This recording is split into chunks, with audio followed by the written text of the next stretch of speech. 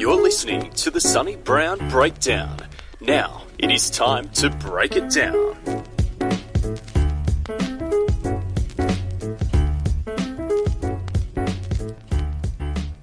Welcome to episode number 49 of the Sonny Brown Breakdown. I'm your host, Sonny Brown, and in this episode I talk to Rob from McDojoLife. Now, Rob's a lifelong martial artist who has a black belt in karate and a purple belt in jiu-jitsu, but you probably would have come across his work through McDojoLife, which has a massive social media presence when it exposes like fakes, frauds, phonies of the martial arts industry, and has plenty of clips of people doing no-touch knockouts, and there's always plenty of content for him in that realm. So we discuss the elements that make a McDojo, kind of the warning signs and dangers of fake martial arts, and how you can avoid these as a student and coach. And it gets interesting into the business side of things as well towards the end that kind of make up the ingredients for the McDojoLife hamburger, so to speak. So if you'd like to support the episode, we are sponsored by Scuffle. So it's scuffle.com.au, and you can get Sonny Brown Breakdown official shirts, hoodies, singlets, everything there. Plenty of other martial arts related gear. You can also support us on Patreon, which is patreon.com/SonnyBrown, where you can hear the episodes early. And if you'd like to send through any feedback, it's sonnybrown@gmail.com, or contact me through Instagram, Sonny Brown Breakdown. I'm active on there. And without further ado, let's go to the podcast. G'day, Rob. How are you doing today, mate? I am awesome. How are you today? I'm very well. Thank you very much for joining me. Now, you have probably one of the best follows on Instagram in terms of content of martial arts. Maybe not for all the right reasons, you know. But you are the runner of the McDojoLife page, and you guys have got different, websites and everything like that. And it's generally focused on exposing fake martial artists and the wide variety of ways that can be interpreted, because there seems to be no limit to how many fakes there can be out there. So I think, a good way to start off is probably just a bit of a short introduction to your own martial arts background. I know you've got some sweet nunchuck skills. And how you kind of came about to start McDojoLife. Oh, yeah, man. So I've been training martial arts since I was 12 years old. So that's about 24 years now, and I just always loved it. It's always been like a passion of mine. And so McDojoLife kind of started off based off a conversation that I had with a student at one point, because I was a coach. I was coaching BJJ, and at that particular time, I was mostly doing reception work, and I was teaching the kids program, and I taught their striking program, because kickboxing is where I come from. And then so my instructor at the time was sick. And he called in and he was like, "Hey man, I just can't teach today's class. Will you do me a favor and cover the class for me?" "Oh, yeah, sure, not a problem." We taught like an arm bar, taught triangle choke, taught the transition from one to the other, and then we sparred. And then after that, everybody was getting ready to leave, and we're all just kind of shooting the shit. We're chit-chatting, and subjects were coming up, and one of the subjects that came up was McDojos. And so we start talking about that, and at the time, there really wasn't anything for that other than Bullshido. Bullshido's been around for a while, and back then, they only focused on fake martial arts stuff. Yep. They've since changed their model and talk about a lot of things, and it's still, I think, a really good platform for open, honest dialogue. But at the time, there really wasn't anything doing much about it. And so one of the students, it was only his second class ever, and then after everyone left, he stayed behind for just a second, and he said, "Hey, man, I'm a little embarrassed. I don't know what a McDojo is. Can you kind of explain it to me?" I was like, "Yeah, not a problem." So I gave him my version of what I consider a McDojo, which is eventually turned into the 5 rules of the page. And then he goes, "Well, how come no one does anything about that?" And so I was like, that's a good question. I don't know. Like, there is no regulating body to the martial arts industry. Like, there are no real checks and balances. Mm-hmm. So why doesn't anybody do anything about that? So it stayed with my head all night. Like, I couldn't sleep. And then the next day, I just started McDojoLife on Facebook. And then it's kind of grown and evolved since then. And so I guess, like, for me, probably the most common description of a McDojo would be the idea of a place handing out black belts, very quickly, like a Happy Meal at McDonald's.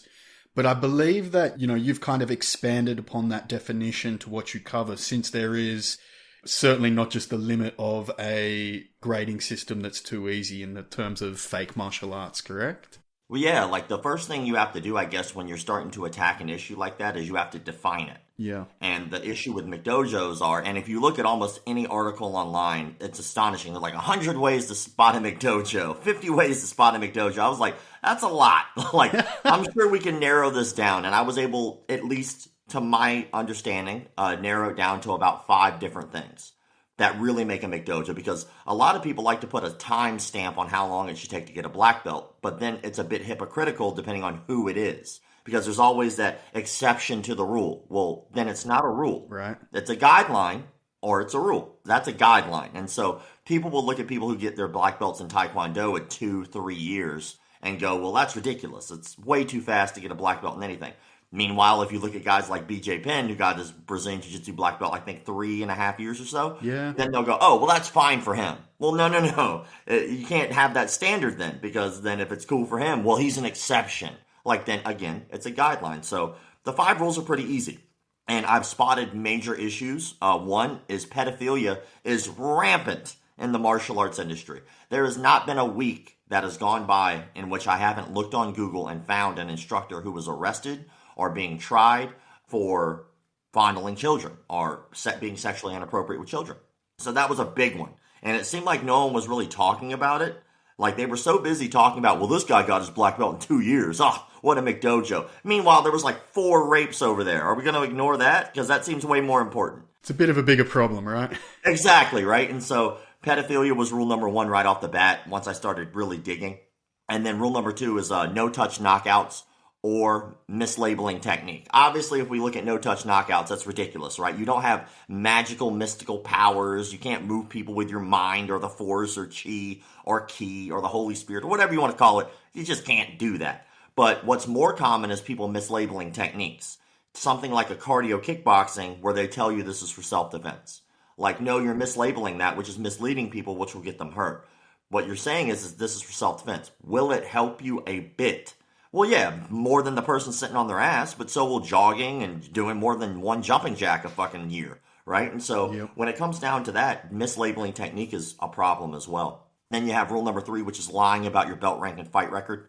Anyone who's willing to lie about their belt rank and fight record, which is typically the first part of the conversation of learning with them, they'll probably lie about anything. Unsafe training practices and cult-like behavior. And so unsafe training practices are obviously things like having your students line up and just punching them in the head and telling them that's going to help them strengthen their chin. No, it's not. That's not how that works. You're actually probably more likely to make them easier to knock out. Thanks, you're a moron. And then cult-like behavior is almost in every martial art in some way, because the root word of cult or culture is cult. So since the root word of culture is cult, it's kind of hard not to see cults like absolutely everywhere. It all just depends on who's getting the benefit, which usually means the instructor is getting more benefit than you are. Even in Brazilian Jiu-Jitsu, there's a phrase called crianche, or crianche, because I'm not Brazilian and I don't speak Portuguese, so if I ruin that, it's because I'm from the South. But yeah, that phrase is commonly used for students who simply just want to go train at another gym once or twice. And that's very culty, saying, no, you can't go train, you only train with me. Well, like, you don't own me outside of this business agreement, which is what signing up at a studio is. And so if I pay you to train with you, that's cool. If I want to just train with you, that's cool, I can do that. But if I decide, hey, I want to go to a seminar over here because so-and-so's doing it, or my friend has an open mat that I'd like to go to once, it doesn't mean they're a traitor. It means that they're trying to better themselves outside of the small bubble that you've created that they can't break through. That's a cult. You're telling them what they can and cannot do with their lives specifically, or they will be excommunicated from the group. You will no longer be a part of this affiliation if you go train over there. That's a cult. And so I think that was rule number 4. And then the last one I do believe was shady business practices. And so shady business practices are pretty standard. You see this a lot, and I guess you could say what most people consider strip mall karate, but I don't agree with that. You see it a lot with just people who scam people, where you'll sign up, there's a fee, you're aware of that fee, you know month to month I'll be paying that fee, and then all of a sudden these other magical fees pop out of a hat like a fucking magic trick. Like, oh, by the way, there's a black belt program. Well, okay, do I need that to move up rank? Yeah, if you don't go to the black belt program, you can't move up rank. Well, how much more does that cost me? Oh, it's going to cost you an extra $55 a month or $75 a month. Well, why didn't you tell me that to begin with? Oh, well, also, just so you know, that you'll be belt testing every month, and so you'll have to pay us for the belt testings as well. Well, you didn't tell me about that either. Oh, and every time you move up to a new thing like the Masters Club or the Black Belt program, you have to buy all new gear as well. Well, you didn't tell me that either, and so those are very shady business practices. And so at the end of the day, those seem to be the major issues in the industry. Not so much, oh, he got his black belt too quick, or that cost too much. Well, that's subjective. Yeah. You know, cost is subjective. It's different. What's expensive to you might not be expensive to me or somebody else. It might be really cheap. So it all depends on how much your income is. So the goal really is to stop looking at so much of the petty crap and start looking at major issues that we can actually fix, that are actual issues. Yeah, I mean, I like that definition because I think pretty much everyone's in agreement that McDojos are a bad thing. And of course, when you put it in that kind of context, those issues that you've highlighted are much more serious and important to take care of than the 12-year-old black belt in Taekwondo or something. It pales in comparison, especially when you're talking about some of the illegal activities that can be taking place there that can be quite horrendous. So, I mean, along with things being illegal, one of the common themes I was picking up there was, I guess, just a general deviation from the truth and, you know, a kind of willingness to mislead the people involved that I guess in some ways can be countered by being upfront about things like in the business case. But one thing that really interested me was when you described the definition of a cult or as being benefiting the instructor more than the students in a lot of ways. And I mean, that's always kind of an issue where is this a team? Because you've got to need teamwork. And as you said, there can be some things that are part of cults everywhere. And when it transitions into a distinct cult, right? Yeah, and you mentioned two things that I find really interesting, which again, I think are also common misconceptions of what people call a McDojo. One is children black belts. Now, I personally, this is a personal opinion. I do not think that this is a rule. I stated my 5 rules, but people will like kind of down people who get their black belts at a younger age. I personally think that you shouldn't have your black belt until at the very least, I'm not saying that this is the number it should be. I'm saying at the very least, the black belt should be at least 16 years old or later.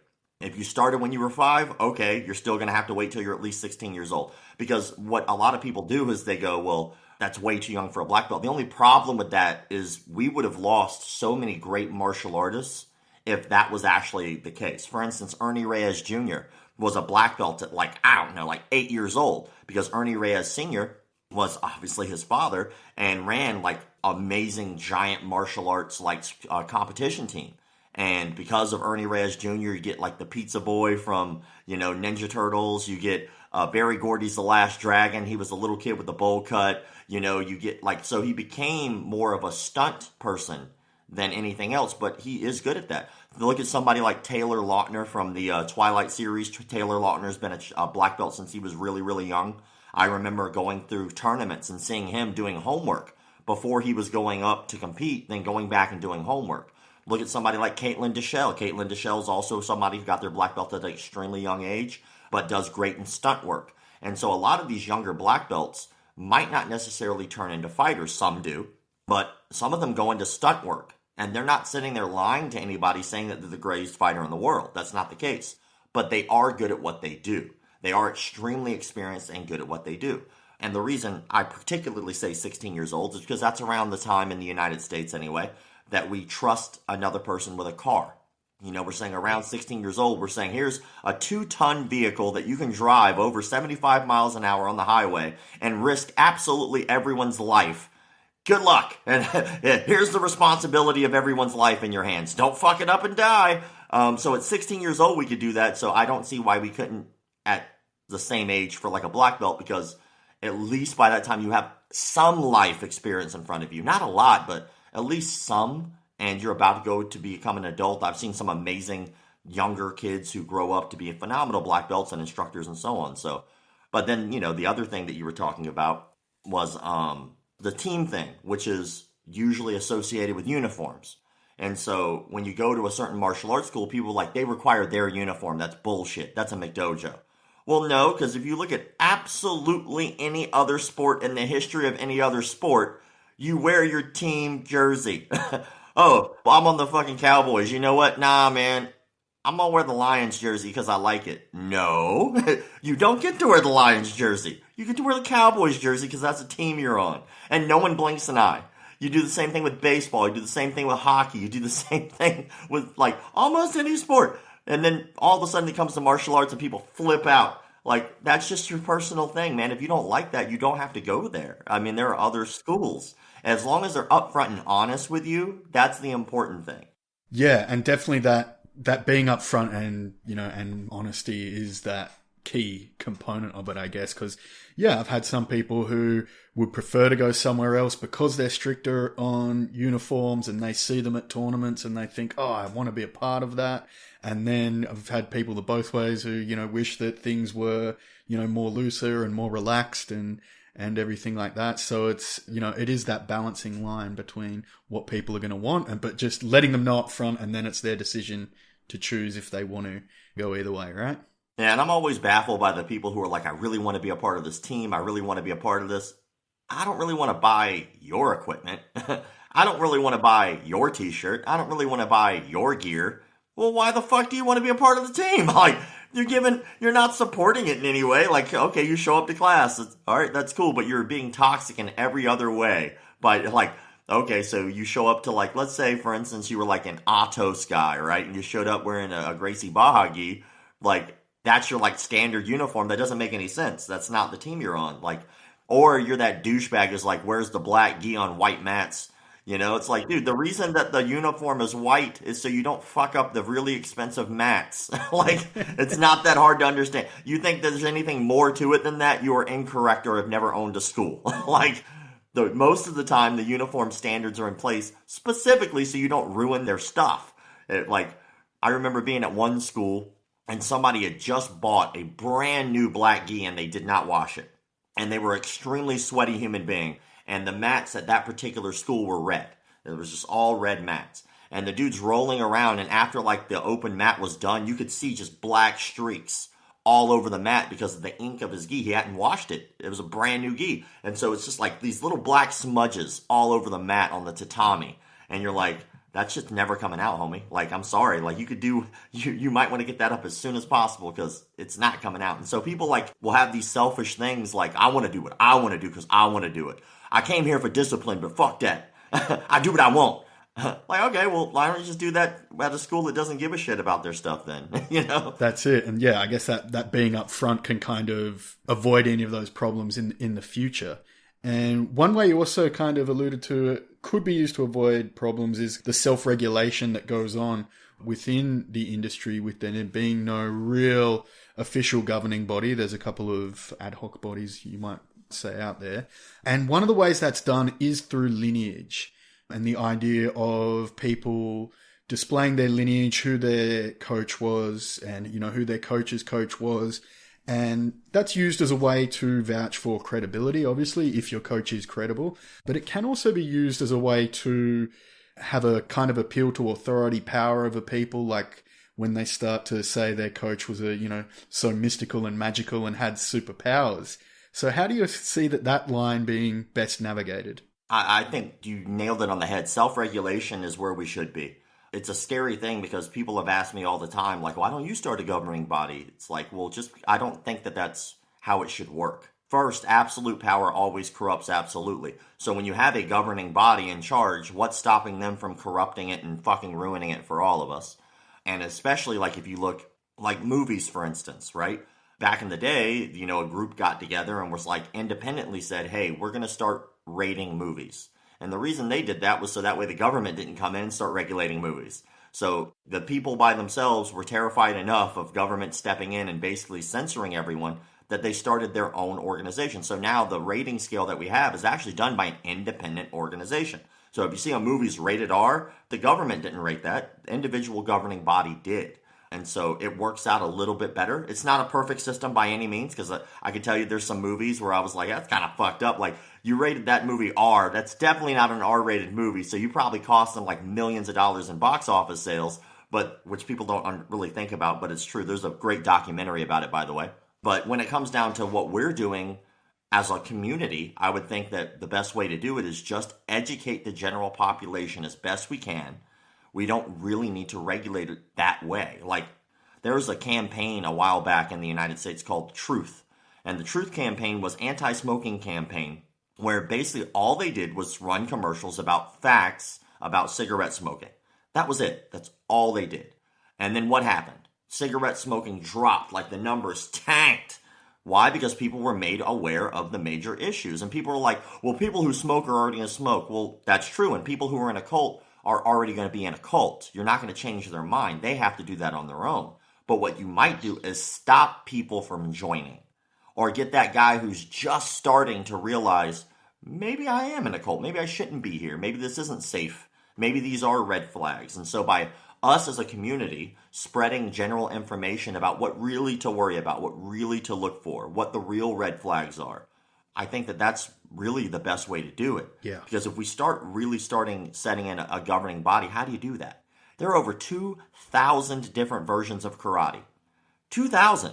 So we get what, a figurehead from each one of those. That's 2,000 people. Well, there's already too many cooks in the kitchen, and that's just karate. Like, all right, well, now how many different versions of BJJ are there? Like, you know, there are now other branches of BJJ. You have American Jiu-Jitsu now. You have, who is the figurehead of Jiu-Jitsu?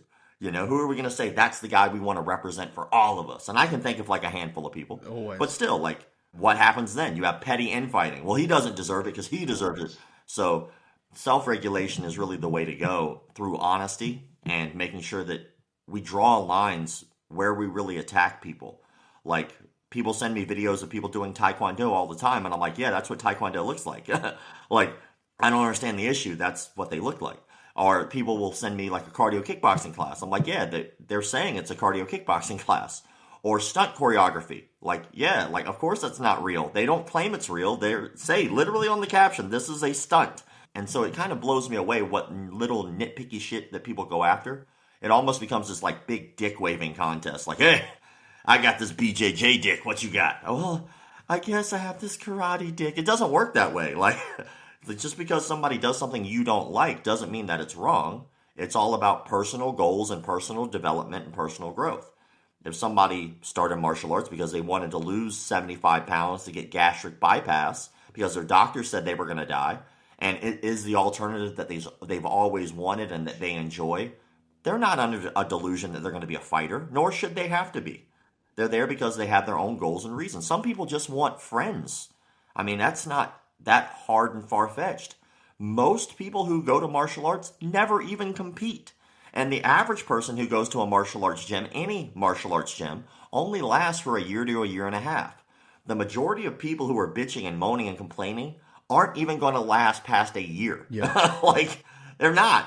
It's just facts, man. I don't make up the numbers, you know? So it kind of blows me away if we can get away from the pettiness a little bit and we can really start focusing on real criminality and real major issues, and we can get rid of those. It'd be nice to get back to the pettiness and it just be fun dialogue.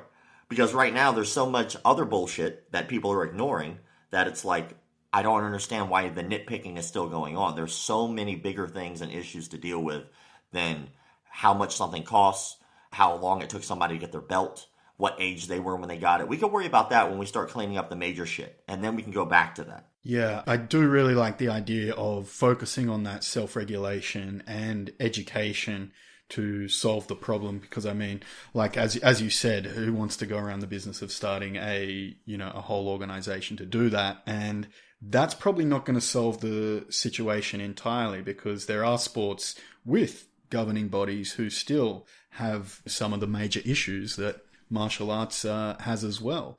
Of course, I think it was like gymnastics in America has had their horrendous scandals, and the idea that a governing body could just come in and everything's going to be fixed is probably not going to be very likely. So being able to give people the tools to fix the problems in their own area, I think is a great way to do it. Now, one thing that, we're talking about presenting facts to smoking, and it seems like that's pretty rock solid now. Smoking rates have been dropping. It's one of the public health victories over the last decade. But my thoughts when the UFC kind of hit the scene was, well, that's the end of fake martial arts. The facts are going to be out there now, right? The facts there for everyone to see. That's going to be the end of it. But I mean, that really hasn't taken place, and it's still been able to flourish. We now live in a world where just, 5 years ago, I think it was, alternative facts hit the scene. And now there's a big, it's hard to get people to know what's real, what's not. How do you think that plays out now? The most interesting thing, when we filmed the documentary, I'll start there. Yeah. So we filmed an entire documentary. It took us 3 months to film the whole thing. And so we have all the footage, and we got some really interesting people to talk to. And a couple of the people that we got the opportunity to talk to were psychologists. One of the psychologists, by the way, her specialty actually was victims who were in martial arts cults. Oh, perfect. Yeah, she was one of the leading experts. And she said that she had, I think that she said over the years, maybe 36 to 45 people come in and out from her chair who were victims of these major martial arts cults. Really weird stuff, man, like waterboarding, torturing them to see how tough they were and stuff like that. And I've seen some pretty sick stuff as well, but when I'm looking at that, they said that some really interesting things about cults. So instead of looking at it like martial arts, take a step back and look at it like a cult. To remove the martial art completely, and it starts to make so much more sense. Because we all look at martial arts through a lens of like, okay, well, there's a filter, and this is what martial arts should be. And as I'm looking through that and seeing the frauds, it baffles me. Well, take a step back from that, and all of a sudden you go, well, I know what a cult is. And then you start to see that the signs are really similar. And it's not as hard to fall into that as you would think. For instance, the psychologist told us, well, people who are most likely to fall into cults are people who are actually well-to-do, people who have money. The next thing is people who are well-educated, which is also something that kind of baffled me. And the other thing they said was anybody, anyone, this was universal across all psychologists we spoke to. They said anyone can fall victim of a cult. Anyone. It depends on the timing, the person, and what was needed to be filled at that time when the cult leader comes around. So we all think that we can't fall victims, but yet we all fall victim of cult-like behavior all the time. And I can give you several examples, and as a matter of fact, I can almost guarantee you I can get you to sign up for my class. Even if I was teaching bullshit, I guarantee you 75% statistically that I could get almost anyone to sign up. My sign-up rate's pretty good. But think about a couple things that we go through in our day-to-day life. For one, people will say that they never fall for it. I'd never be in a cult. Well, you're more likely to fall for it. Because people who have already been victims of fraud are more likely to be on their toes about fraud. People who have never been a victim of fraud don't think that it can happen to them. And then it happens, and they're like, oh, I don't know what happened. That's crazy. Well, it's because your guard was down. You really were that arrogant to think that nobody could touch you. We're all touchable. And so, a few examples. One, politics. How many people are willing to just die for their political views, right? And meanwhile, both sides are really fucking you. like, I can't tell you a politician that I've seen that I was like, you know what? You got it going on. You fucked no one to get to the top. You definitely were good to everyone you met. That's not how it works. Yeah. But even easier, simpler example is when you go to the grocery store. It's probably my favorite analogy because it's just true. Is when you go to a grocery stores are set up a very specific way. On the outside rim of a grocery store, that's usually where all the healthy stuff is, right? That's where you have the bakery, that's where you have the meats, that's where you have the vegetables and all that shit. And then in the aisles is where you have all the canned and processed shit that's all just sitting in the middle. But also one thing that's very interesting about grocery stores is when you go to check out, there's usually stuff there. There's soda right there, there's candy, there's little knickknacks and things that you can grab. Hey, you need chapstick, there's some right here. There's a reason that got put there. Someone smarter than us realized that when you walk around a store for an hour looking for food, around food while you're hungry for food, that if they give you a quick grab for some food or something to drink, you're more likely to get it. That is not your idea. You think that that's your idea, but really think about it. Your idea was to get that soda. Okay, well, why didn't you get the soda in the store at the case? Because if you bought the case might have cost you almost as much as this little 2-liter soda is going to cost you at the front. So it was your idea to get ripped off? It was your idea to spend way more money on purpose? No, that wasn't your idea. Or how about this? There's candy up there. Usually in most grocery stores, there's bags of candy in the store. But there's these one candy bars that are really expensive. Or you could have bought the bag and gotten way more for less. But no, you wanted that, right? That was your idea. It wasn't your idea. Somebody smarter than us figured that out and manipulated us into understanding that that's a game that they play. There's a reason that got put there. And so when it comes down to falling for shit like that, we do. We just do all the time. We're programmed a very specific way, and we fall for advertisements. We fall for marketing. That's the reason that those guys get paid so much money. You know, there's a reason you remember that Geico commercial. There's a reason that people talk about commercials at the Super Bowl. Marketing and advertisement works. That's a form of manipulation. And so it's the same thing with martial arts. Just because I look at something and I go, that's what's real, does not mean that you can't fall victim. It doesn't mean that. It doesn't mean cults don't exist. Doesn't mean cult leaders don't exist. Doesn't mean that vulnerable people aren't around getting taken advantage of. You know, speaking of the documentary, we interviewed a guy who wrote a book about being in a martial arts cult and getting out. And his story could be almost anyone. He was young. He was moving to a new town for college. When he got out there, he really wanted to do jiu-jitsu because that was around the time that UFC was hitting. And he was like, I really want to learn Brazilian jiu-jitsu, which I think a lot of us in our younger times, when we were looking at that, we were like, fuck yeah, I want to learn how to do that. It wins. It works. I'm going to do the thing that works. And so he starts calling around all these gyms. And the only gym to call him back wound up being the cult. Now, again, business, back to martial artists taking some responsibility. You wonder how people could fall for this. But meanwhile, he called like 7 or 8 gyms and nobody called him back. So he was almost kind of pushed that way by good gyms. And then when he got there, they had a great class. He loved the environment. He loved how everybody was so nurturing and everybody was having such a good time. And it seemed like a really fun place to be at. And that makes you feel good. Then all of a sudden he went in and they start teaching martial arts. And of course, like any other first class, you're going to learn basics. A basic kick, a basic punch, how to throw people, how to submit somebody, or how to fall. That's about it. That's all you're really going to learn in your first class, right? And then after that, they were like, yeah, I know you like Brazilian Jiu-Jitsu, but we do some grappling and we do some weapons and we do some stand-up and we do all these things. So you could just do that, or you could join us and you could do all of those things. And so they sold him. And so he's like, fuck it, I'll try it. And then he stuck with it and he became an instructor, and it took him years and years and years of indoctrination. And then to get out, it took him years to be able to figure out, oh my God, like I'm in a cult. It took him a long time to figure it out. It's not that easy. Because if you're spending all that time at a place, those are now your friends. That's now your environment. That's now your mentor. And some people go as far as to say that's even their family. And so 5, 6, 7 years involved, and now this is your world. Then all of a sudden cognitive dissonance rolls around and somebody tries to prove that what you're doing is false. You have an option. Do I continue to be happy and go along with the lie and continue to have my friends and continue to have my circle and continue to have my mentor? Or do I break away and say all of that shit that I just learned for the last 7, 8, 9 years is complete bullshit? Most people will go down the path of just going along with it because they've already made their world that thing. It's not as easy as just saying, I quit, because we're looking at the world through that lens. But if you are the victim, which most of us are a victim of something somewhere down the road, you don't know at the time. You have to have like a moment of clarity like alcoholics do, where you sit back and look and go, you know what? Holy shit, I'm in a cult. But you have to figure that out. The more people hammer it into you and try to convince you that it's not, the harder it becomes, because most people, especially nowadays, don't seem to attack it with a care.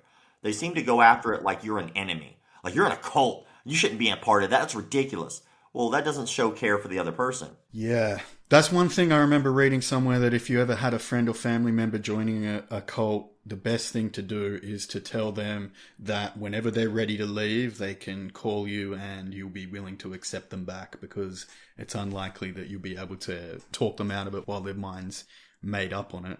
And I think that, yeah, perhaps my way of looking at it before, I was thinking, UFC, recent relatively, and, the way the world's going, that this is something that is a current thing. But really, when you put it in the perspective you have, it's probably been happening all through time.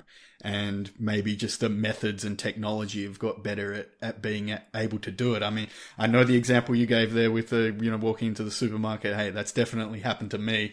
I would chuck a bag of Doritos in last year every time. And I always used to imagine, the team of food scientists who carefully prepared that special smell when you first open up the bag.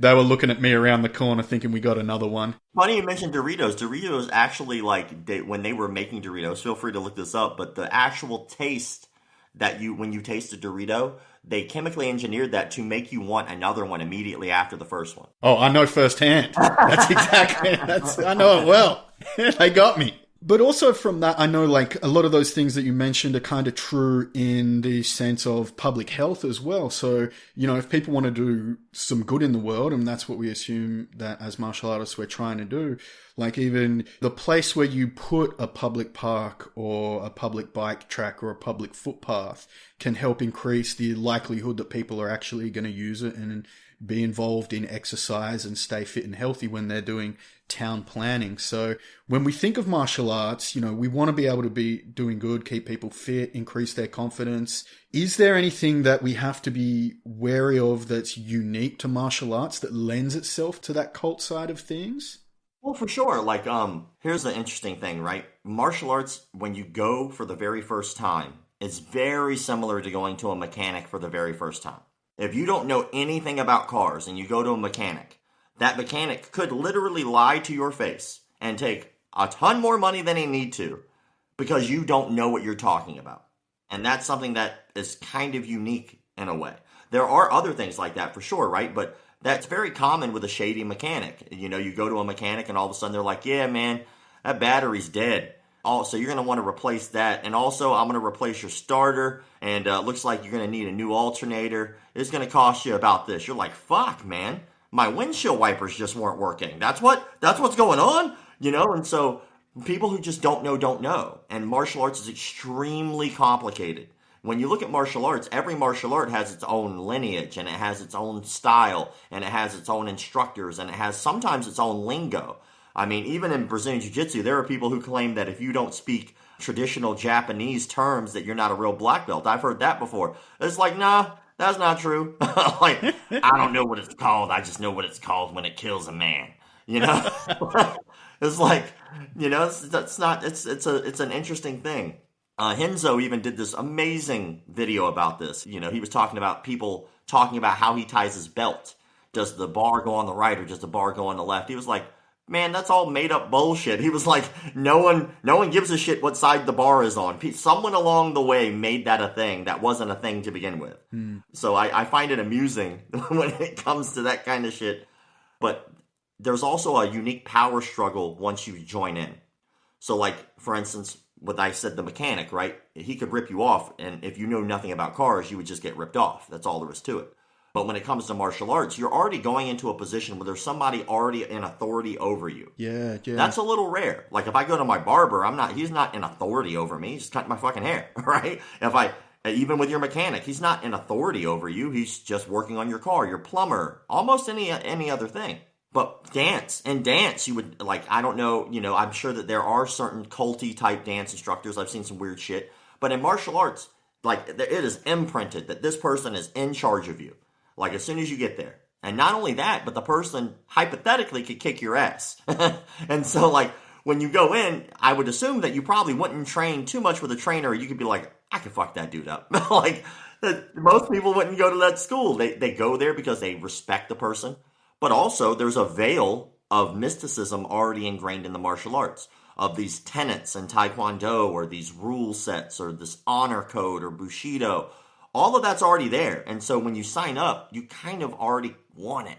You kind of already want that a little bit, you know? Yeah. And so you go, well, there must be integrity there because he's in charge. He must have honor. There must be automatic respect. And people forget that that shit's earned. Yeah. I don't give a fuck if you're a black belt or not. Like, you have to earn that respect. Now, obviously, I'll be respectful in somebody's gym and dojo, but if you start doing things that are shady, you don't earn my respect simply because you have a black strap around your waist. You could be a huge piece of shit and be a black belt. There are plenty of black belts in this world that could kick the shit out of me, that are horrible human beings. So, like, us taking the scale and saying, well, he can kick this so-and-so's ass, and making that like a standard of how we respect people is the dumbest shit I've ever heard. There are plenty of people in prison right now who could kick a lot of ass. Do I respect them? Fuck no. Would I be like, sensei, sifu, professor? No. If you fucking stab somebody in the neck 50 times and he can kill you doesn't mean you automatically get the respect of another individual. It means you're an asshole, but that doesn't mean that you earn the respect. And so, in the martial arts, unfortunately, that's something that's very unique, is when you walk in the door, it's like, I have to respect you. No, I don't. I don't. You still have to earn that every day. Yeah. And you could fuck that up. And I could fuck that up. We could all fuck that up. That's how respect works. You could have it for like 10 years and lose it in 10 seconds. Yeah, I agree. I think, like, when I've been thinking about that, and it's like, I expect manners and, like, you know, politeness as just like a general part of society. Like, everyone should be polite. But yeah, that respect should be earned over time, not just given automatically because of a belt. I think that's pretty reasonable. And one of the other odd things with martial arts gyms, I guess, is not only has the instructor got that hierarchy, but everyone else in the same room has that clear hierarchy as well, right? Yeah, I mean, depending on the school, a lot of times, most of the time, honestly, you line up in accordance to belt rank. Most styles do that. Yeah. And so you're looking and you're going, it's another weird psychological thing, too, for a lot of people to break. And some people never break this, is they feel like they should never be better than their instructor. And so what happens is you kind of stifle yourself sometimes on purpose, or you purposely don't beat your instructor in sparring, specifically because they are who they are. You know, I had an instructor one time, his name was Roy Williams, Grandmaster Roy Williams, and he was my instructor's instructor, which has kind of been a theme over the years I've noticed, is that the instructor's instructor might be a little off. But like, when I first met him, I was very, very young, and I think I maybe was in martial arts for like 7 months at the time. And I was in it, man. Like, I competed literally the first month I trained. Like, I was there specifically because I was getting beat up in school, so I wanted to learn how to protect myself. What's the best way to learn how to protect yourself? Get your ass in the ring and get to fighting. And so that's what I did. But when it came to meeting Roy Williams, I was like, oh, this is my instructor's instructor. I was a little starstruck because I'm a child. And so I go up to him, and he literally tells me to go away. The very first time I ever met him, he's talking to my instructor. I was not aware that they were at some kind of odds. And so I walk up and I go, oh, hi, my name is Rob. It's really nice to meet you. I heard a lot about you, you know. And he goes, go away. And he literally waves me off. I'm like, oh, well, that was my first impression of my instructor's instructor. That guy's a dick, right? And then over the years, he turns out to be a dick. But see, manners. Yeah, it's like, okay. And it was at that moment, like, very young, I was very fortunate to realize, like, yeah, you have to still earn it. Like, you're just a human being. Like, you're a human being with a skill. That's all there is. The skill that you happen to have is hurting people with your hands. Yeah. That's it. Yeah, and wearing a pajama costume while you're doing it generally is the... Sometimes a really expensive one too, man. Sometimes these gis, man, they cost. Yeah. So, I mean, you mentioned there that, you know, the people not wanting to harm their instructors and, you know, perhaps even not being consciously aware that they're doing it. And that is one of the common themes, I guess, with a lot of the fake martial arts videos that I've seen, where people, especially the no-touch knockout stuff, where it seems like they have perhaps been hypnotized into a way that they are willfully not engaging honestly with their instructor. And is that part of what you've looked at in the documentary? Well, yeah, actually, even before the documentary, you know, there's a couple things that I guess are unique to my history and the world and things that I've gone through and that have kind of helped me with this job tremendously. One of which is I've been doing martial arts business consulting for quite a while. So when it comes to actually helping schools be financially viable and get students in the door and stuff like that, you actually learn a lot about sales. Most martial artists, unfortunately, always complain that there's no money in martial arts, but then they never took the time to get a business mentor to learn how to actually be good at it. It's like, it's the ultimate paradox. Like, you spent decades under an instructor, proud that you were a black belt under this specific person. You even say, I'm a black belt under so-and-so, because you spent decades all working just so hard and tirelessly under them and respecting everything they said and following their lead. But then you were like, you know what? I'm going to open up a martial arts school. Awesome. Congratulations. What's your business plan? I'm just going to teach good martial arts and they'll come. It's the biggest fucking lie I've ever heard in my life. That's like me saying I made the best pizza in the world. I sat it on my kitchen table, and I advertised it to no one and told no one that it was there, and magically people started buying my pizza. Shit does not work that way. Like, if you're going to open up a business, you should probably learn how to be profitable, or just do it nonprofit.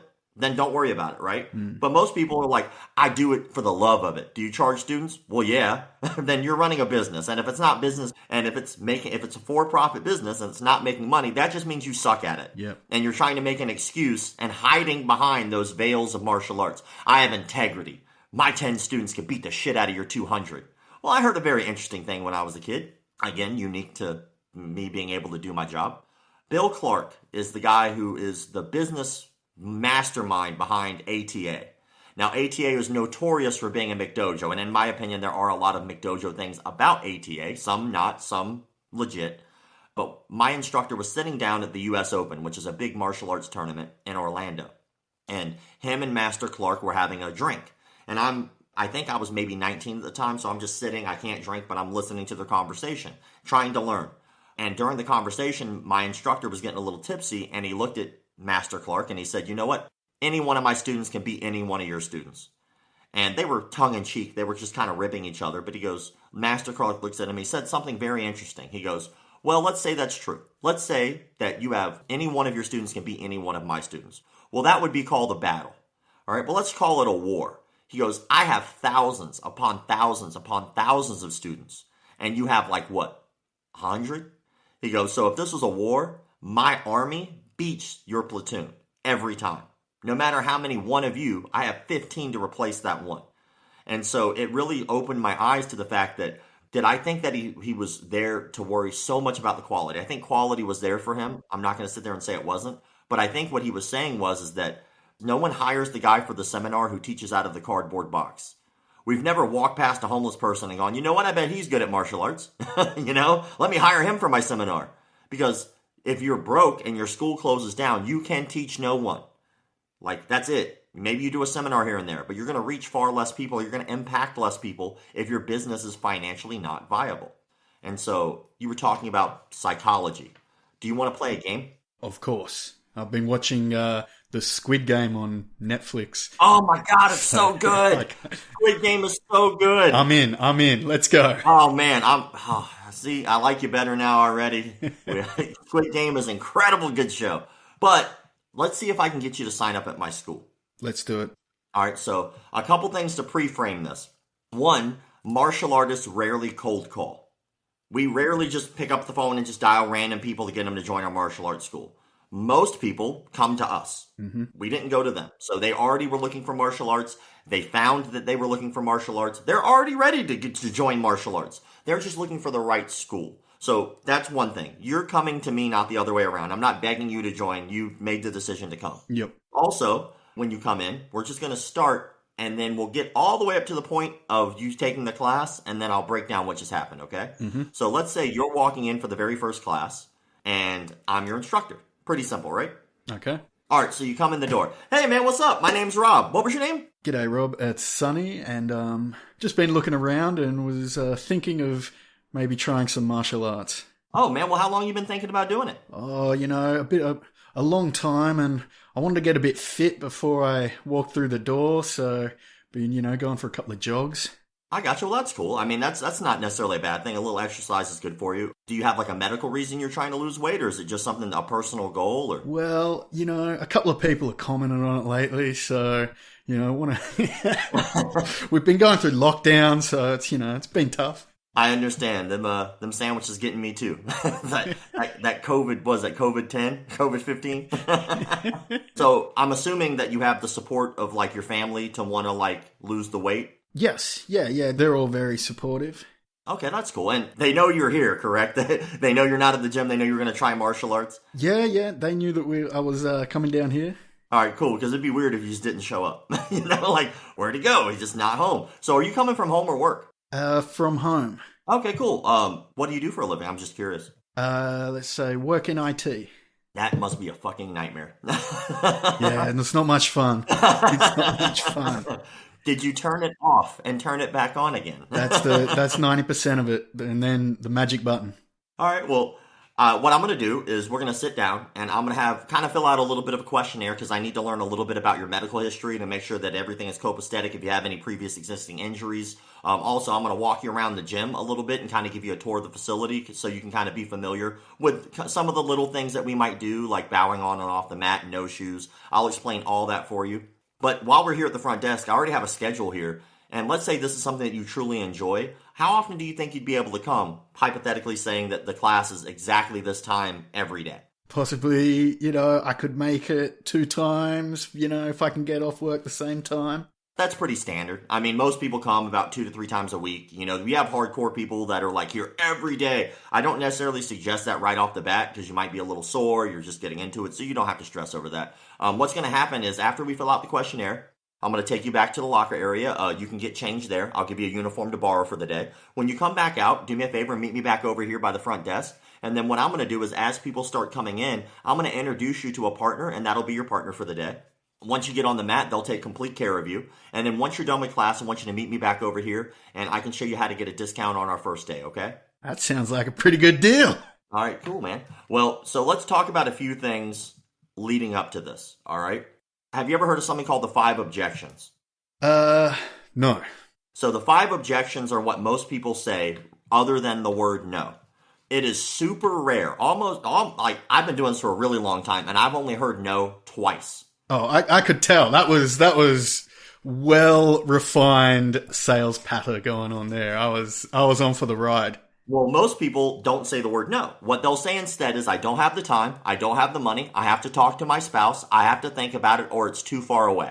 Those are usually what people say, because most people don't like conflict. And saying no is a very direct, almost confrontational answer. It's not, but most people have a hard time saying no. It's just natural for people, right? So what we did was, the very first thing was, how far away? Well, why can you no longer tell me it's too far away? Because I'll give you an exact estimate of the... Well, you already told me you were coming from home, so it can't be that far away. You already told me that. So you can't tell me it's too far away, because you'd basically be lying to my face. Okay, so instead of asking me how far away, you said work or home. Yep. And that was me giving you the answer that... Exactly. If you would have told me work, okay, well, you work right around the corner. If you would have told me home, your home is not that far away. You're coming here. Gotcha. You can't tell me you don't have the time. Why? You asked specifically if I could make those, like how many times a week I could come. Exactly. And then framed it in a way of if it was possible at all, like in a hypothetical, how many times could I come? And therefore I gave you an answer that you could then lock in, kind of. Exactly. Why can you no longer tell me you have to think about it? You asked if everyone knew that I was here, and if I'd already made that was for a different one. Well, that's for a different answer. That's actually for your spouse. Yep. So a lot of people say, well, I have to talk to my spouse, or I have to talk to my family about that. Right. Well, you already told me that they gave you full support to be here. They already support you. But the reason that you can't tell me you have to think about it is because you already told me you've been thinking about this for a very long time. And you gave me a very specific reason. And then the last thing is money. And a lot of people get stuck here. The way that you actually get around the money issue is you make them a deal that is so much better today than they'll get any other day. For instance, registration fees, 9 times out of 10, are just bullshit. Like, oh, there's a $200 registration fee, but you know what? I'm gonna go and wipe that for today. Well, $200 saved me $200. If it's money, I just saved you $200. Another way to get around it, if you really want to make this easier for yourself as a school owner, is don't do free trials anymore. Some people won't agree with that. Do paid trials. The moment you start doing paid trials, every time someone comes in your door, whether they sign up or not, now you're getting paid money. But also on top of that, it's no longer a waste of your time. So when someone comes in and you think, okay, well, if they're here or they're not, I don't have to try as hard because they're not paying me. So it becomes a very negative mindset where a lot of times people will lose sales because they just don't feel like it that day. Well, if they're paying you already, you're already more obligated to be a little bit more respectful to them, which can be hard sometimes in a rough-nosed gym. But also on top of that, you now have a bargaining chip. Let's say you paid for $30 for 3 classes. Well, after your first class, I could say, you know what? I know you already paid for the trial classes. How about this? If you decided to sign up today, I'll waive the $200 registration fee. And then that $30 that you already paid us for the trial classes, I'll just put that towards your first month's payment. So now instead of paying us $100, you only owe us $70 and you're signed up ready to go. And then at that point, we dig into much deeper psychology of how to finish a sale. But usually what you do at that point, you go is, how does that sound? And then whoever speaks first loses. But when it comes down to the psychology of it, they are techniques like any other technique. Armbar, triangle choke, rear naked choke. You didn't just fuck around and find those out on your own. Someone taught you those techniques, and then you applied them against a resisting opponent, and then eventually you were able to start making those things work. Sales is literally the exact same thing. And the beauty of this particular sales tactic is it's not a high-pressure sale. We were literally just shooting the shit, having a conversation. All I had to do was make sure I ticked off those boxes during the conversation, randomly, and they also helped me get to know you a little bit because we're talking, and they developed something called know, like, and trust. In order to be good at selling anything, people have to know you. Then after they know you, they have to like you. Then after they like you, they have to trust you. Then once they trust you, they'll buy something from you. We rarely buy things from people we don't trust. Why do you think they make celebrities have all these sponsors? Because people trust the celebrity, so they're more likely to buy what the celebrity is saying. And so it's very similar in martial arts, where you haven't even taken the class. I could literally teach you anything at this point, and you were 75% statistically more likely to sign up, no matter what I taught you. And it had nothing to do with kicks, punches, blocks, any of that. It was about making you feel comfortable. It's about making you feel at home. It's about making you feel like you're in a position where somebody who actually gives a damn about you, likes you, you trust them, and then now everything else is done. After that, it's up to you to fuck it up. And always is kind of interesting when you start digging into the psychology of sales, when people go, well, I don't understand how these people have so many students. Well, maybe it's not that they have so many students. Maybe it's you have so few students. If the majority of martial arts school owners learned how to be good at sales, less students would join shitty martial arts. Again, another paradox in the martial arts industry, where most people in the martial arts industry think either you can't make money doing martial arts, which is a fucking lie, or that it's a bad thing to make money. You're a McDojo if you're financially viable. That's bullshit. If you're one of those people who you have 3 people working for you and you're not paying them, to me, that's a McDojo. You're taking advantage of people. Oh, well, they get free classes. Well, that's great. Let me just tell my light bill company that I get free classes. Maybe they'll keep my lights on. Oh, they won't. What about that car payment? Well, you get free classes, right? Well, no, you can't make the car payment. So what happens in turn is you wind up getting people who are resentful, who don't work nearly as hard because they have absolutely no financial obligation to help you. They're just doing it because they like it, and that will only last so long. You know, and some people, like, I'm in that relationship now, and it's great. Okay, all right, give it time. Give it a little bit of time. When you're in a struggle, you're like, I helped you at this time, and I did this for you, and you're not going to pay me. It's like, well, that was the deal. So you kind of screwed yourself. Or you have a dirty mat because you can't afford the cleaning supplies that you really need. Or you have unused, or your equipment's so old that you can't afford to replace it. Or you don't have health insurance for you or your staff. Or you don't even have insurance for your building, which is psychotic if you're going to join a martial arts studio. You damn sure better have insurance for your building. And so all of these things that people frown upon are things that you need to find a happy medium. Like, you need to be able to be profitable without being a scumbag. Like, none of that I just did was high sales. It was not high pressure. If you say no, you might say no. I might show you a different option, which that's another sales tactic. But at the end of the day, I'm not sitting here putting a gun at your head trying to get you to leverage, mortgage your house to be able to pay for classes. But I am trying to make sure that I do get a new client who I can help. And in turn, if you come to me and you say you need to lose weight, and I know that I can help you do that, but you have, let's say, 30-something years of being unhealthy and not taking care of yourself, I have to psychologically beat you and change that mindset and be a coach right now. Not just a coach on the mat. I have to be a coach right then. Or I can't be the guy to help you if you don't sign up. So it's extremely important that people actually do learn some bit of sales, but it's just as easy for one of these cults to learn this shit. And then once they learn this shit, implement it and take advantage of people. So it's a double-edged sword there. Yeah, definitely double-edged.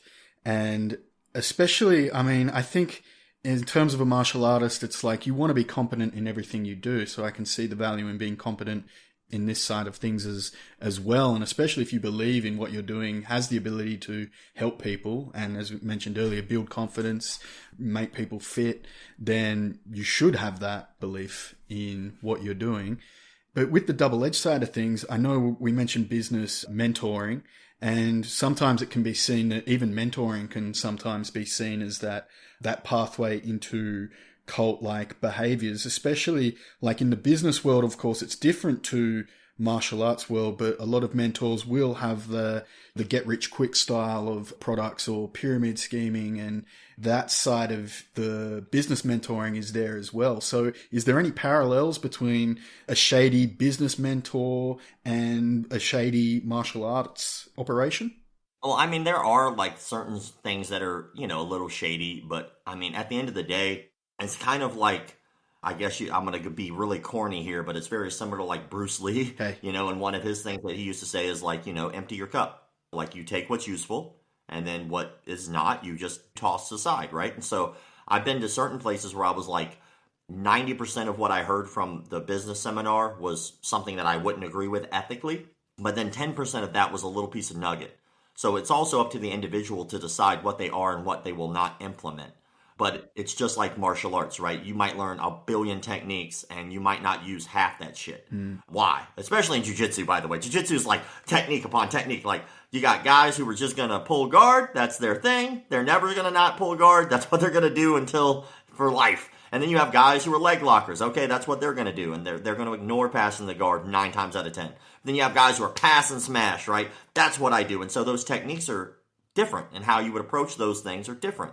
Well, it's the same thing with business. If you're going to wind up starting a business, certain things you might be cool with and certain things you might not. You know, another thing that people call a McDojo is people who have contracts. Again, that's very semantical. Like, just because they want you to pay on time and they need to hold you accountable for your payment doesn't mean they're a McDojo. It means they're actually a lot smarter in business than the people who aren't. There are people who go, well, my gym's month to month. Well, that's awesome. I'm glad that it works out for you. Maybe they have a business system in place that is viable for making month to month work. That's great.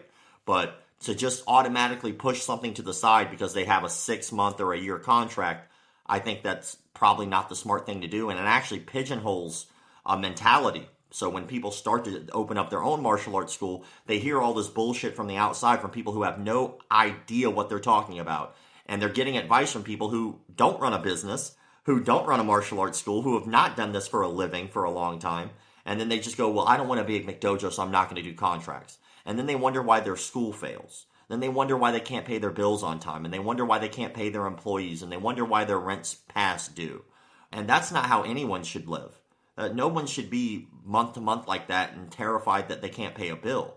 But for some reason, these fucking jackasses think that, well, you're a McDojo if you're financially viable. No, you're not. You are not a McDojo if you're making money. You're a McDojo if you're not paying your employees. You're a McDojo if you don't have insurance and you can't pay for the major injury that's waiting for the lawsuit to happen. You're a McDojo if all of your equipment is from 1974 and it comes with some kind of old prospector standing beside it. You know, like, oh, well, the old prospector came with the bag. That's how fucking old it is. Well, that's not safe. You have old-ass equipment that could get somebody injured, especially with bags and shit. Like those old-school century martial arts bags that have that hard plastic in the middle. And somebody hauls off and punches that when it has no more foam in it, barehanded, and they fuck their hand up. I'm a little dumbfounded sometimes by the standard that the industry has done. If you don't mind, I had a very eye-opening experience only a few years ago. And it kind of really let me know the state of affairs that martial arts industry is in, which is very scary to me because I love this industry. I think it does a lot of good for people. I know that I cover a lot of the evil shit, but the reason I cover the evil stuff is in order to keep and maintain the purity of the good stuff. But I went to something called the Martial Arts Super Show, which I might be a speaker at this coming up year. But the Martial Arts Super Show is actually one of our biggest, I guess you could say, expos in martial arts. It lasts like 4 or 5 days, something like that. You go, it's got all these vendors and stuff, and it's got seminars that you could take on martial arts. If you want to learn from some of the best, you can go there. If you want to learn business and stuff like that, you can go there for that as well. But you can walk around it in like 10 minutes. Like, it's not that huge, all right? You walk around the vendors and you're done. You could do that literally within 20 minutes if you don't stop. Just walk, see stuff, don't talk to anybody and go. Maybe an hour or two if you stop and talk to every booth. But then I went to something called SHOT Show. And SHOT Show is the biggest gun industry event. And it takes place also in Las Vegas. And it takes place in 2 floors of a Las Vegas hotel. That goes to show you how massive it is. Literally 2 floors of just nothing but gun things. Parts, seminars, courses, advocate groups. I mean, you name it. If you want something that has to do with your firearm, SHOT Show's the place to be. And the only people allowed to go, really, are if you know somebody or you're already a part of the gun industry. So it's not open to the general public, whereas the Martial Arts Super Show is open to the general public. SHOT Show, they tell you, you literally will not be able to go to every booth. You won't. They said it is impossible for the time you're there to stop and talk to everybody. That's how massive it is. So they tell you, they give you a map ahead of time and say, go ahead and circle the things that you really want to see first, and then maybe you'll get to see more than that. That's how big it is. And so it made me realize, like, well, martial arts industry has been around a fuckload longer than the gun industry. I mean, kicking and punching shit a lot longer than we were shooting things. So I think about that and it saddens me because I think how big the martial arts industry could be, how beautiful it could be. It could be a SHOT Show thing. It could be this beautiful collaboration of different martial arts and exchanging of ideas. But then we eat ourselves alive from the inside. That style isn't as good as my style, so I'm not going to support you. That guy does something I don't do, so he's a bitch. That guy, oh, that's gay. You roll around on the floor with men, fucking jujitsu, that's gay. Oh, well, I'd knock you out if you tried that takedown. Oh, well, if you tried to kick me in the head, I'd just take you down. So it's very, self-deprecating. The industry is literally eating itself all the time. Surely also, I mean, Australian here, never been to a gun show, so I don't know. It's definitely an outsider perspective, but also I imagine the amount of money and costs involved in having guns as a hobby would allow them to be a lot bigger as well, right? Why? Absolutely why. Honestly, it baffles me. It makes no sense. For instance, you just said something that was major. You're in Australia. You guys just have guns all the time? I mean, you can still get them, yeah, but it's certainly not like America. Exactly, right? But you can get martial arts anywhere, right? Yes. Exactly. So it's not a regulated good or service. It's not being stifled. You can sell product. You can sell seminars and DVDs, and you can sell courses. You can sell martial arts equipment. You can sell gis. You can sell mouthpieces. You can sell gloves. You could sell a fuckload of things in the martial arts industry. The only real difference, in all honesty, the real major difference is the backstabbing that happens within. Because at least with the 2A community, they'll backstab for sure. Don't get me wrong. There are people who hate the NRA but are pro 2A, Second Amendment rights, and I'm pro-gun but I hate this organization. That happens a lot. There is infighting. But one thing they all have in common is a mutual goal. They all want to make sure that everyone has the ability to get their hands on a firearm. That is a mutual goal in the 2A industry. They want people to be able to get a firearm. And so whenever somebody attacks firearm rights as a whole, as an industry, they all come together and fight it. In martial arts, if jiu-jitsu saw that taekwondo was taking a hit, they would laugh. They'd be like, oh, fuck them. More for us. If they saw karate taking a hit, karate combat tanked, good. Oh, well, MMA tanked, good. Now traditional martial arts can flourish. And so the backbiting is so serious that it really is taking advantage of the industry, and it's killing it. It's really eating the industry alive. Gotcha. I think I get your point there. So it's more that what's going on with guns there is they all have the common goal of growing their industry as a whole. Yes. Whereas you see, looking at martial arts, where not only is there that division within styles, where there's even within those styles itself, there's division within certain affiliations and things like that. That's the major difference that I personally have spotted. Now, I'm sure that other people have other opinions and comments, and I welcome those. I don't know everything about everything, nor do I claim. Obviously, the things that I am saying are my opinion. The irony, by the way, of this is by the time the average person listens to anyone's show, they probably didn't even make it this far to actually hear me say that. So in the comment section, people are like, oh, it's fucking ridiculous. You can have your opinion. I'm not downing your opinion. These are my opinions, and I welcome open dialogue and conversation. Then maybe one of the last questions to finish up with is something I just wanted to, you mentioned earlier, which is that people who were more educated, you mentioned, were more likely to fall victim to a cult, I think it was. Yes. And I was wondering just why that was the case. Well, first, let me cite you an example of one of the more famous examples. Have you ever seen a documentary called Wild Wild Country? Yeah, with Oso. Yes. So they literally built an entire city with just the cult followers. They had architects, they had lawyers, they had doctors, they had everything they needed for an infrastructure. So to say that that's not true, I'm just letting you know there is a well-documented case where this has happened. So if anybody doesn't agree, feel free to look it up. But the other thing is that people who pursue education constantly are pursuing education. If you look at people who are in prison, they're a group of people, and I'm not saying everybody does this, but it almost becomes a Stockholm syndrome where you get so used to being on the inside that by the time you get out, you don't know how to adjust and adapt. So it becomes easier to just go back on the inside because you know that system so well. Well, education kind of becomes something like that. And so what happens is you started when you were a very young child and you went to elementary school, maybe even preschool. So you started learning there. Then years of indoctrination, now you're in elementary school, now you're in middle school, now you're in high school, and then once you move forward, now you're in college. If you become a doctor, you were in college for a long-ass time, maybe another 8, 9, 10 years, now you're a doctor and now you're out. Well, now what? You pursued learning your entire life. Your entire life has been dedicated to learning. Why would you stop learning? You don't. You pursue. specifically one of the doctors that I used to teach private lessons to, he was still in college and he was like 60-something years old. But he kept going back because he wanted more degrees. He wanted more information. He was addicted to learning. That was his passion. He wanted to learn more. And so just because you get out of school, there are certain people that say, fuck that, I'm done. But there are also a large number of people who are continuing to educate themselves. They go find a hobby. They go find something to learn. They go find something to do, right? A lot of doctors go to the gym. Like, they work on themselves. They try to better themselves. So where do I put my money to now? Well, I already educated myself. Let's continue to educate myself. Well, what do I grow in now?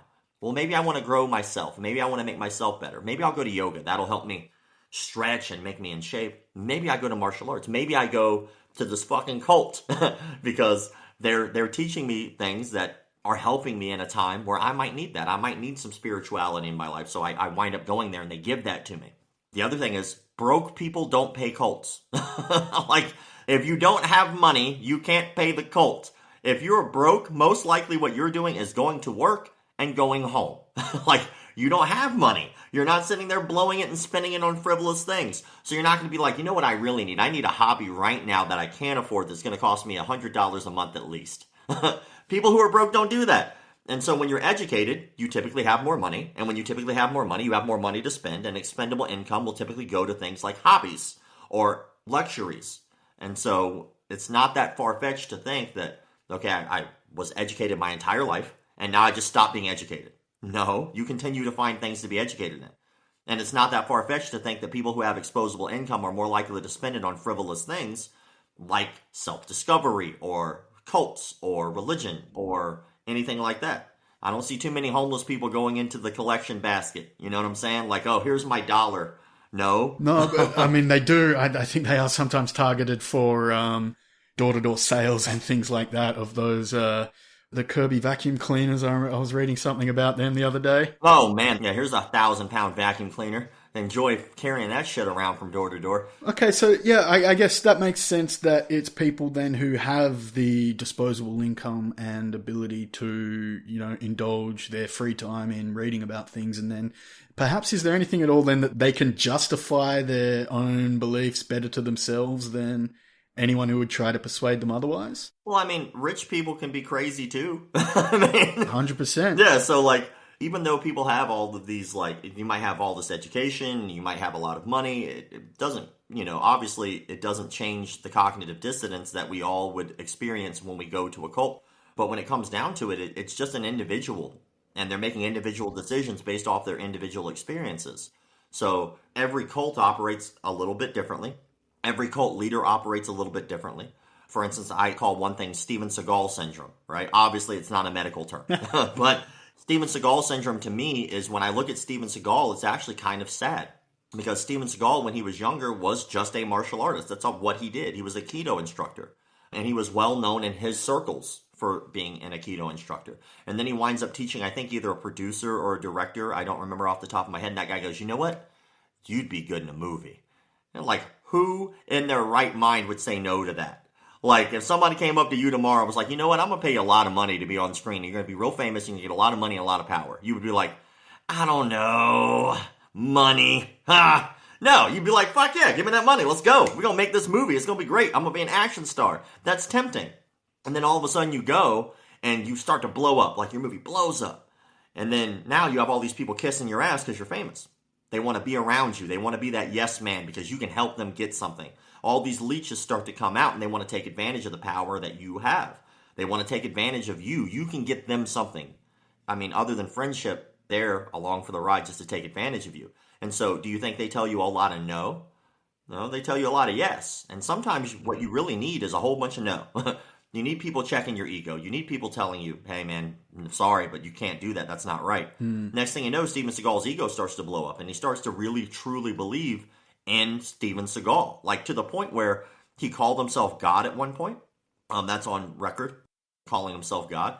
He has sexually assaulted several women. That's also on record. He physically assaulted several actors on sets of movies to be such a point where he was such an asshole that there are Steven Seagal stories that are like famous of him assaulting John Leguizamo on set, or him was such an asshole on one set that they were literally filming on a boat and one of the doors literally led off the ship And no one on the set liked him enough to tell him that that door went off set, and so he was screaming at everybody, and he had the doorknob, and no one fucking told him a word, so he just walked right off the fucking boat into the water.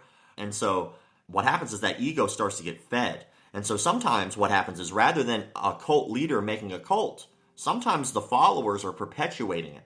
The people are creating the cult leader, and next thing you know, the cult leader has really no choice but to say, hey, y'all can't treat me like this. I'm not your leader like that. That's super weird. Please don't make me on this pedestal. I'm nobody, which a lot of people do. Hey, I'm just a regular dude. I just happen to be the guy in charge, right? Yes. And then there are other people who go the opposite way.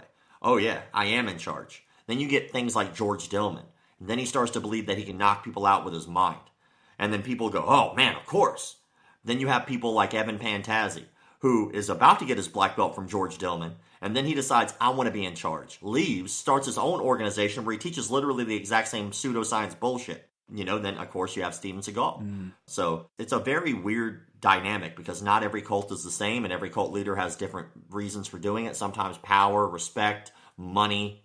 Sometimes they didn't even want to be the leader. Yeah. I think sometimes when I look at like Bujinkan or Hatsumi Sensei, I look at that and I go, that's a cult. But when you look at him when he was younger, he was just a really in-shape, good martial artist. His stuff wasn't crazy. But over a long period of time, you start building out this godlike complex where you can do no wrong, and people just let you get away with whatever. So why not do crazy shit? They're going to let you do it anyway, It is fascinating to think that there becomes that a bit of a perpetuating loop in these situations where maybe someone didn't believe it at the start, but then with the belief going on between two people, they can kind of both convince themselves of the reality of the world or the reality of a cult, right?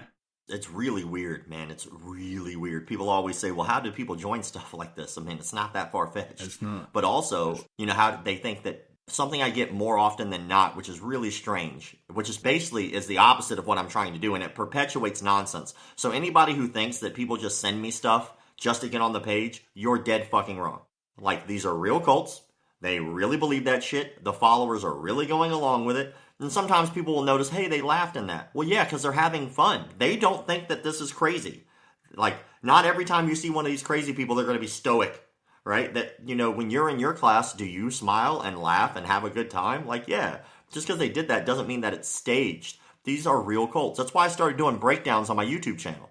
Like, started really doing these in-depth breakdowns to prove, like, look, this is a fucking cult. Like, one dude literally was working for the DEA. He convinced two women at the DEA to let him have sex with them for spiritual reasons, because if he had sex with them, it would be something called what he called sexual healing, and that it would convince their husbands to want to have sex with them. That was literally what he did. Now, they both turned him in because what wound up happening was really rough, violent, rape-type sex that was not consensual. And then so they turned him into the DEA. So that was one thing. He also was literally taking firearms from the DEA and teaching his own courses with firearms that were not his, which is completely not legal. And so the dude is crazy. He's a crazy person. And if I were telling people this shit, they would be like, that's ridiculous. But here's even more ridiculous. One of his students, he convinced his student to allow him to marry his wife. He said, hey, I like your wife. I want to marry her. He did. Then he turns around and gets that student to work for him as a pastor at his church. Like, you can't make this crazy shit up. And it's so crazy that people think that it's made up. It is absolutely 100% not. Why have I not been sued then? Why have I not been sued? Wouldn't I be busted for slander? Defamation of character? No, because I have proof. Like, you can't get me for that shit if it's true. Yeah, it's funny you mention that because I just read Hickson Gracie's new book, Breathe.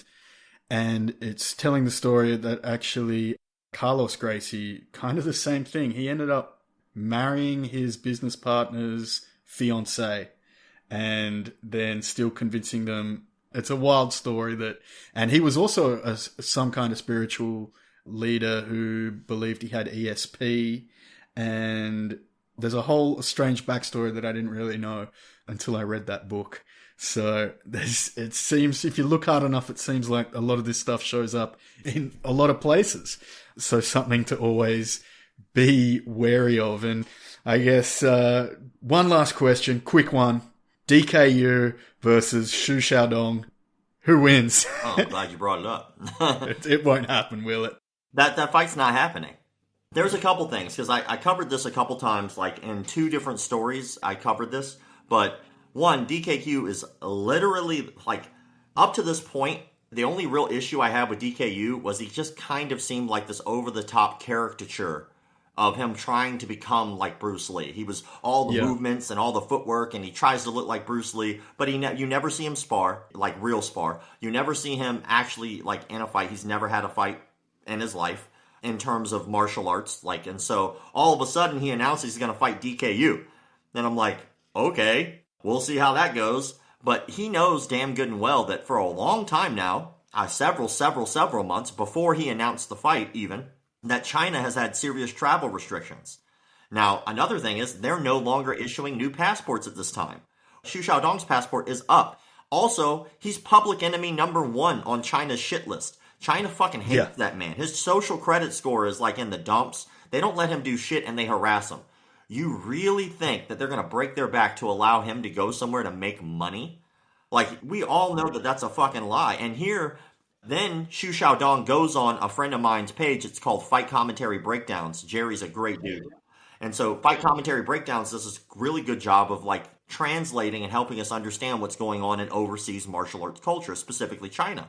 And he's followed Xiao Dong for a very long time, and his page has been beneficial to keep us in the loop. Yeah, they were some of the first videos I saw that had the English commentary that I could help me piece what was going on altogether in this case. And he does such a good job with it, and it's really cool to see his success and stuff. But Xiao Dong was on Jerry's page and literally said, this fight will not happen in December.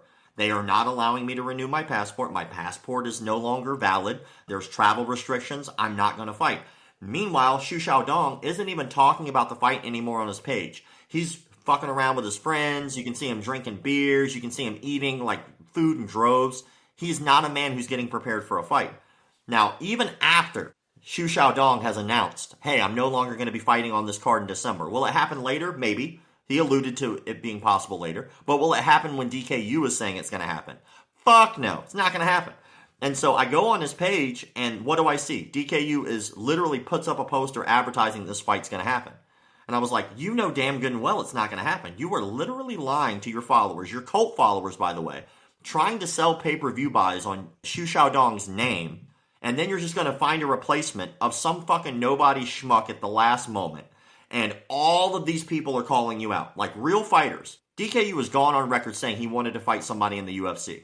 Well, the guys over at Fight Bible, which used to be Fight Perfect, but the guys over at Fight Bible, Brad was a UFC fighter and literally calls him out. Said, hey, I'll fight you. I'll fight you right now. Send the contract, send the paperwork. Crickets, never answers him. Another world-class kickboxer sends another message. Hey, I'll fight you. I'll be your replacement. Crickets. He is quite literally dodging anyone who's an actual fighter and going against what he said repeatedly. This asshole had the arrogance to say that McGregor stole the shoulder check technique from him.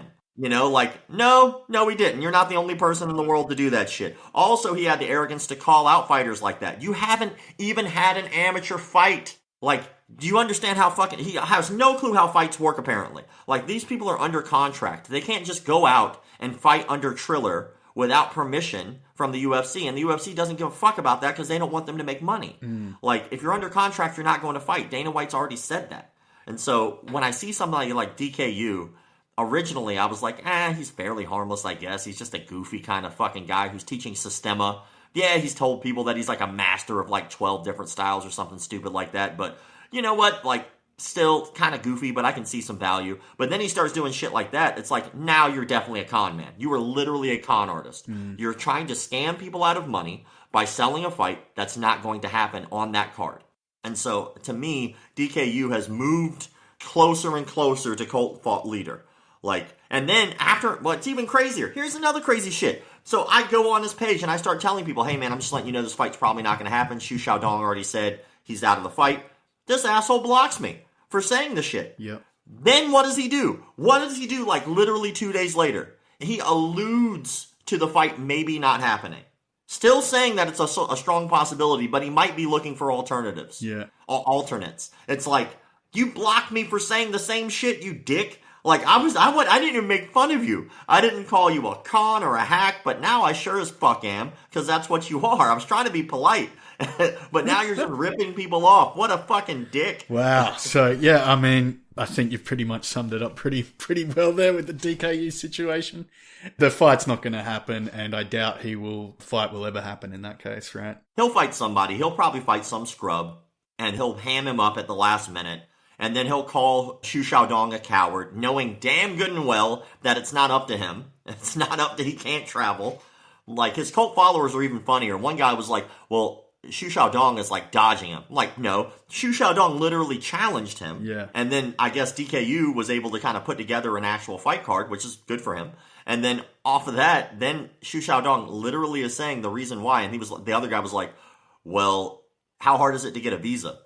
Extremely fucking hard in China. Yeah. How hard could it be? Like, you mean when they're literally told everyone they're no longer issuing new passports? Like, how hard could it be? Impossible. How about that? Yeah. I remember reading Xiao Dong was like not even able to fly on certain, had to take the slow train and things like that because of his social credit score being in tatters. To me, in all honesty, Xiao Dong doesn't necessarily do it the way I would do it.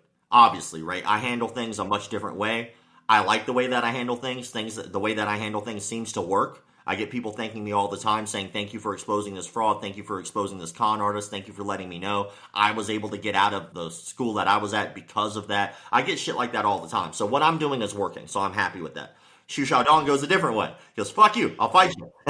Which is really entertaining, don't get me wrong. Very different. But now he's having to pay that piper. Now he's having to really deal with the repercussions of the government. And like I said, it's not necessarily how I would do it, but that's legendary shit. It is so legendary. That's legendary. Somebody's going to make a movie about that dude. They will. He's a fucking modern day Ronin, yeah. To be honest. Miyamoto Musashi has a statue because of shit like that. I've watched all the videos on that fight commentary breakdowns, most of them I think, so yeah, I'm definitely entertained by it. I hope he stays safe.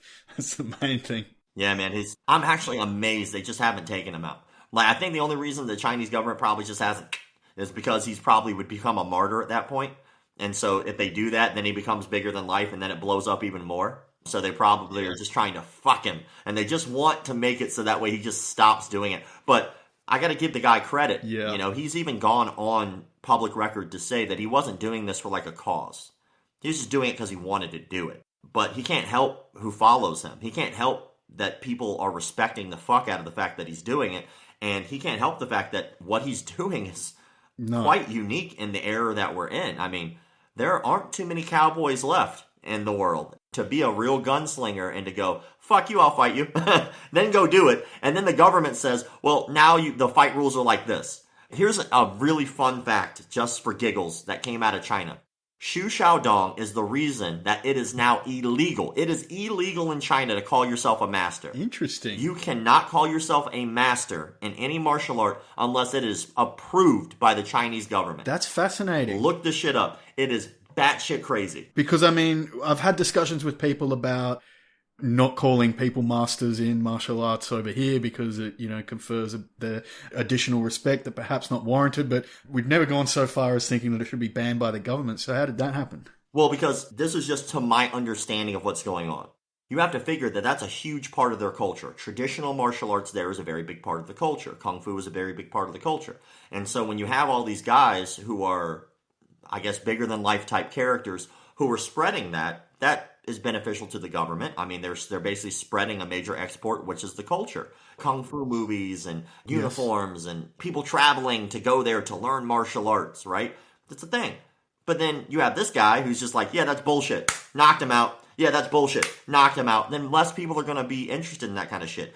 So what happened basically with the government thing is that Xiao Dong was beating up masters. Well, they're all self-proclaimed masters, so if we, the government, control who the masters are, he's no longer beating up people who are of relevance. He's not beating up a master because we didn't approve him. That guy's not a real Chinese Kung Fu master. But I guarantee you, even if the guy, I fucking promise you this shit, if Xiao Dong got knocked out by some fake martial arts master. It would be by a master. It would be a master. Yeah, exactly. Oh, man, of course he's a master. He's a fucking legendary master here. That is fascinating. I'm going to have to think about that because I hadn't heard of it, and it's very interesting because I would never have even thought that that would be a possibility for why they would get rid of master titles because you've got a gunslinger going around beating them all up. Yeah, it's like, and then look at their social credit score. That's some Black Mirror shit. Yeah. You know, if you ever watch Black Mirror, there's a whole episode about social credit standings and how that could be such a weird dictatorship if that's how it goes. It's creepy how sometimes art imitates life and sometimes life imitates art. Yeah. Like, I remember watching that episode of Black Mirror with the social credit score and thinking, that is crazy. There is no way. And then turn around, find out China's doing it. I'm like, oh my God, that's terrifying. So like, somebody could just kind of not like you and all of a sudden you get enough of that and now you're fucked. And we're almost there with, you know, everyone's got their credit scores that businesses keep hold of. So they've already got the frameworks in place to roll that out. So you never know. Well, that's a lot to think about. Yeah, man, like those rabbit holes go deep. And again, I really think that a lot of people, like when they look at the content that I put out, they take it kind of for face value. Dude, if they would just dig just a little under the surface, just a hair, the amount of crazy that you would find, which I usually cover on our YouTube channel, is baffling. It is absolutely baffling. And I never run out of content. How terrifying is that? I should be out of a job by now. Why am I still doing this? How is it still going on? I'm just blown sometimes by looking at some of this shit. Yeah, that's like I said, you know, I'm still surprised to this very day that this stuff's still going on, but I think maybe that's a good point to wrap it up, and I'd love to have you back on again in the future, and maybe we can keep digging. Yeah, for sure, man. I always love talking shop. Thank you. And if people want to get in touch with you, what are the best ways? McDojoLife pretty much anywhere, man. Like, you know, our Facebook, we had like almost 200,000 followers before it got removed for like some copyright infringement crap.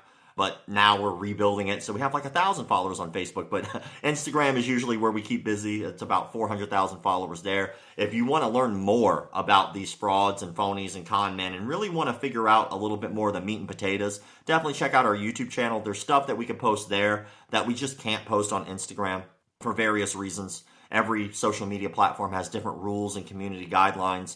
We can definitely get away with more on YouTube than we can on Instagram. So I would definitely say check that out if you really want to learn about these people, about what they're doing, about what they're teaching, where they are. Hell, even who they are. People ask me all the time, I'd love to know who this person is so I can go kick their ass. No, the fuck you won't. If you're that lazy to go, like, not even click a button to watch the YouTube video, you're not getting on a plane. You're not going to go follow them. You're not going to go challenge them. You're going to type on a fucking keyboard.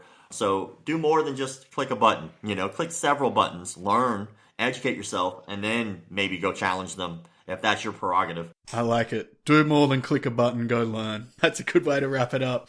Well, Rob, thanks so much for giving me your time today. And yeah, you take it easy. For sure, brother. Thank you. You have been listening to the Sonny Brown Breakdown. Until next time, you can visit sonnybrown.net to find out more ways to break it down.